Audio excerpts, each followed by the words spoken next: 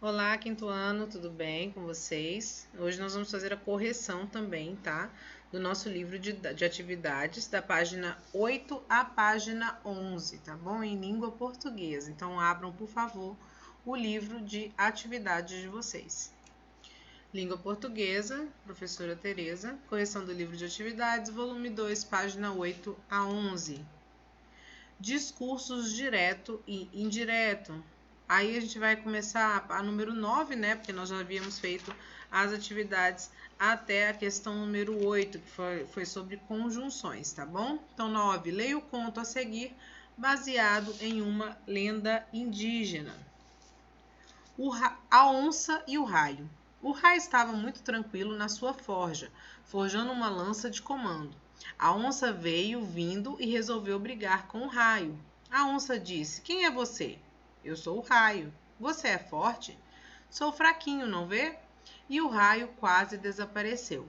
Afinando, afinando como a chama de uma vela, a onça então se fez de valente. Pois veja como sou forte. E a onça pulou, subiu numa árvore, arrancou as folhas, cavou o chão, bufou, arranhou a terra, deu saltos mortais. Por fim parou, cansada. Viu? O raio, fingindo timidez, mal soprou. Vi. E a onça estufou o peito, fuzilou os olhos, eriçou o pelo, quebrou galhos, arrancou capim até cansar e disse: Viu? O raio parou de forjar sua lança de comando e olhou para a onça com pena enorme, mas fez que sim com a cabeça. Aqui em cima nós temos o significado da palavra forja, tá? Lugar onde se trabalha com metal. Então a onça deu uma parada no raio e se queimou. Ui, o senhor está pegando fogo. O raio respondeu: Desculpe, eu não sabia. A onça deu outra patada. Depois bufou em cima do raio, jogou pedra no raio, um galho de árvore, terra, tudo. O raio se enfezou. Levantou sua lança de comando e produziu faísca. Trovão derrubou todas as árvores da redondeza. A onça saltou. O que é isso? O raio não respondeu. Continuou sua façanha. Fez cair uma chuvarada. A onça, com medo, subiu numa palmeira. O raio quebrou a palmeira e a onça estatalou-se no chão. Quis fugir, mas o raio segurou-a pela cauda e a jogou longe, longe. E perseguiu a onça. Deu-lhe uma surra com seu chicote de fogo até lhe arrancar todos os pelos. A onça pulava feito um gato louco, e o raio atrás. Por fim, a onça se meteu numa caverna.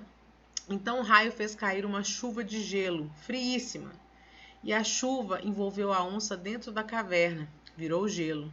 E a valentona ficou presa dentro do bloco de gelo congelada. Então o raio foi embora, calmo, feliz de ter castigado a implicante. Passou-se muito tempo até que um dia o sol, com pena da onça, entrou na caverna e derreteu o gelo. O gelo fez muxoxo e saiu resmungando. Vou contar para o raio. Mas o sol nem ligou, pois sol não tem medo de nada, é o rei do céu. A onça apenas livre correu desabaladamente sem olhar para trás. Nem agradeceu ao sol. Só queria fugir para longe, onde não houvesse raio. É por isso que até hoje, quando onça ouve trovão, fica pálida de medo, tá? Muxoxo, demonstração de pouco caso. Número 10. A lenda que você acabou de ler apresenta a voz do narrador e os diálogos entre os personagens. Releia este trecho. A onça disse: Quem é você? Eu sou o raio. Letra A. Sublinhe de azul as falas dos personagens e de vermelho as partes que apresentam a voz do narrador. Aqui, gente, nitidamente a gente vê que onde está o narrador, né, que é onde nós teremos que marcar de vermelho, é a onça disse, né? Ele está indicando a fala do personagem.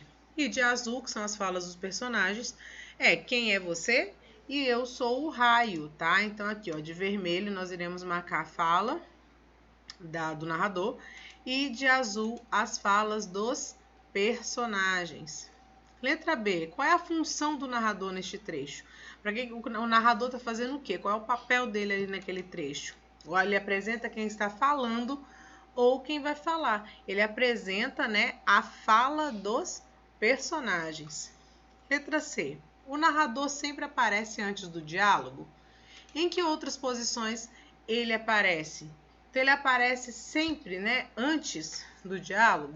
Não, ele também pode aparecer depois ou no meio das falas dos personagens, como nós já vimos em alguns textos, tá? Ele não aparece logo no começo do texto, ou também no desenvolvimento do texto ele aparece no meio, tá? Indicando a fala, indicando alguma coisa do texto. Ainda aqui na página 10, tá? Que sinal de pontuação indica as falas dos personagens? Gente, sempre nos textos, normalmente a gente vê o quê, né?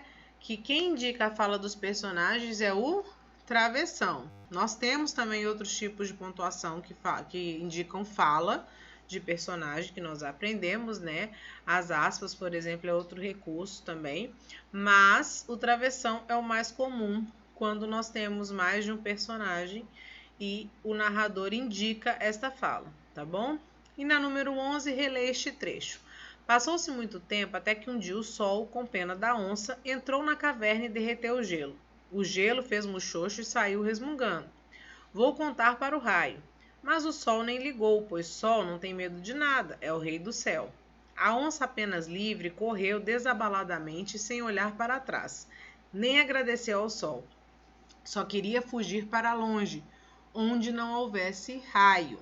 Letra A. Nesse trecho, há a fala de outro personagem? Qual? Nós temos a fala aqui, gente, do gelo, aqui, ó, entre aspas. Vou contar para o raio. Lembram? Então, aqui é o gelo que está falando com o sol, né? Ameaçando ao sol, porque dizendo que vai contar para o raio que o sol derreteu o gelo, tá?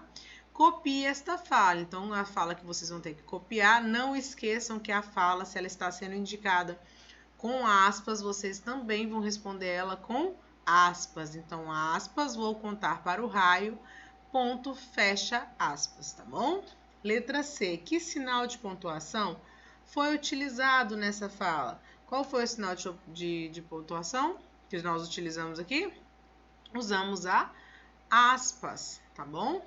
Letra D. Reescreva o trecho, substituindo esse sinal de pontuação por travessão. Então, agora, para indicar essa fala, nós temos que, vamos ter que usar, né, fazer papel de narrador e indicar que o personagem vai falar, começando a frase dele com um travessão, tá? Então, o vento fez muxoxo e saiu resmungando. 2 pontos. Os 2 pontos aqui indica justamente, né, o resmungo do vento, tá? Então, aqui nós temos outra pontuação de indicação e aqui nós temos o travessão com a fala do personagem. Vou contar para o raio. Então, aqui nós modificamos.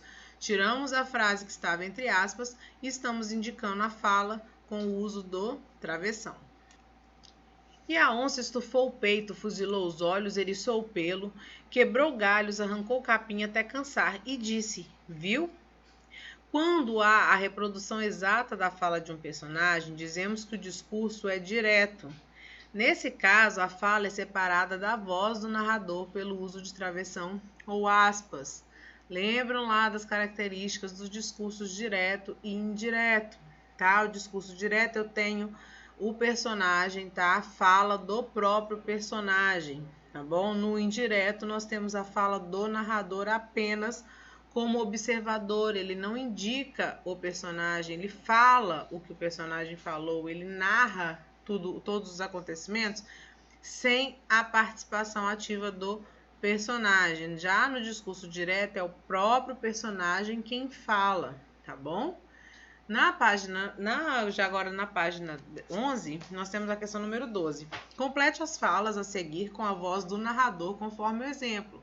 Então, aqui, ó, gol do Brasil, gritavam os torcedores. Esse gritavam os torcedores é alguém que está contando, né? Um narrador, depois da fala, né? Da fala de um grupo ou de alguém.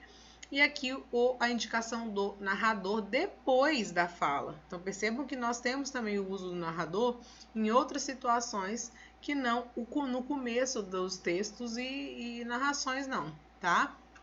Então, gritavam os torcedores. Letra A. O sanduíche está gostoso. Esse tipo de exercício, gente, cada um pode formar a frase que achar melhor, tá? Desde que siga a regra da voz do narrador, como no exemplo, tá bom? Aqui eu vou dar sugestões para vocês, tá? Então, nós temos, ó, sugestão. O sanduíche está gostoso. Travessão, disse o menino, tá? Então, aqui é muito simples, a frase é a mesma, só o uso do travessão, disse o menino. Então, esse disse o menino é a indicação de um narrador.